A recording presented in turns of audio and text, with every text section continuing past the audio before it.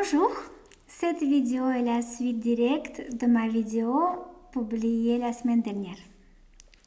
Dans la première partie que j'ai publiée la semaine dernière, je vous ai expliqué comment nos hormones, l'ocytocine, la dopamine et la sérotonine sont directement reliées à nos planètes, la Lune, Mars, Vénus et Jupiter. Et surtout, comment notre thème natal réveille notre chimie personnelle, la façon dont on donne et on reçoit l'amour. Aujourd'hui, dans cette deuxième partie, je veux vous donner un guide très simple et concret. Comment réveiller l'amour selon l'élément de votre Vénus, de votre Mars, de votre Lune et de votre Jupiter. Chacun aime différemment. Et quand vous comprenez le langage émotionnel et biologique de votre partenaire, vous savez exactement comment nourrir son amour et le garder vivant. Vénus, un élément comment donner l'amour. Vénus, un air, un signe de l'air, Verseau, Balance et Gémeaux, aime le contact mental, les mots, la légèreté, l'humour, la distance saine.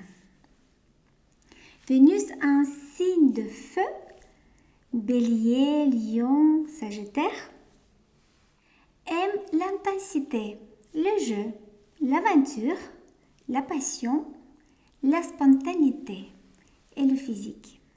Vénus placée en signe de terre, comme Taureau, Vierge, Capricorne, aime le concret, la sécurité, la stabilité, les gestes pratiques. Vénus placée en signe d'eau, Cancer, Scorpion, Poisson, aime la fusion émotionnelle, la profondeur, la tendresse et le symbolique. Mars par élément. Comment activer le désir? Ici, votre Mars placé en signe de l'air.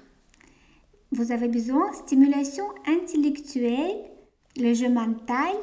Mars placé en signe de feu, il faut le défi, mouvement, le jeu de chasse. En terre, besoin de toucher, lenteur, sensualité physique et sécurité.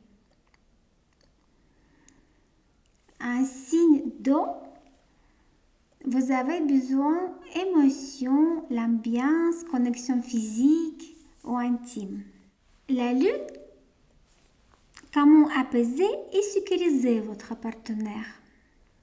Quand elle est placée dans les signes de l'air, on a besoin de l'espace, dialogue, variété. La lune, un signe de feu, besoin de motivation, valorisation, action ensemble. La lune, un signe de terre, a besoin d'un type douce, nourriture, stabilité. Un signe d'eau, elle a besoin de douceur, écoute et surtout protection émotionnelle. Et Jupiter, comment rendre l'amour expansif? Jupiter, un signe de l'air, projet intellectuel, communication. Un signe de feu, voyage, défi, enthousiasme. Un signe de terre, construction matérielle, patrimoine. Un signe d'eau, spiritualité, famille, guérison émotionnelle. Si vous voulez aller plus loin, comprendre votre chimie personnelle dans les relations, Vénus, Mars, Lune, dans la prochaine vidéo, je ferai un mini descriptage astrologique de l'un ou d'une d'entre vous.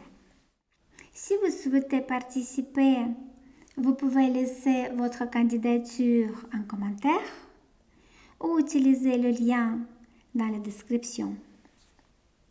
Pour cela, j'aurai besoin de votre date de naissance, votre heure de naissance, votre lieu de naissance et une question principale que vous souhaitez éclairer. Je choisirai une personne, je ferai une lecture en direct dans la prochaine vidéo. Ce sera utile pour toute la communauté. Et merci pour votre soutien et on se retrouve très vite pour la suite. Et si cette vidéo vous a aidé, likez, abonnez-vous et partagez-la avec quelqu'un qui en a besoin. À très bientôt pour la suite.